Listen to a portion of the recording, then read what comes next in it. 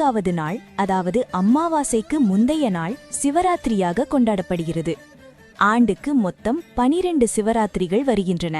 அதில் மாசி மாதத்தில் வரும் சிவராத்திரி மிகவும் சக்தி வாய்ந்ததாக கருதப்பட்டு மகா சிவராத்திரி என அழைக்கப்படுகிறது.